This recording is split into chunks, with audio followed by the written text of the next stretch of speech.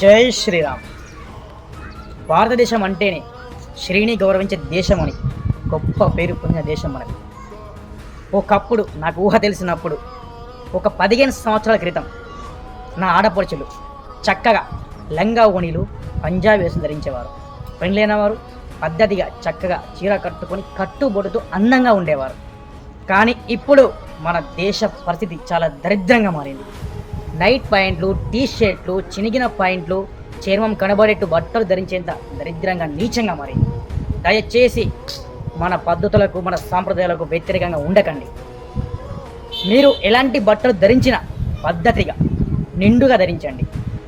మీకు మీరే విలువ తీసుకోకండి. మీ విలువ మీరు కాపాడుకోండి. మీకు రక్షగా మీరే నిలవండి.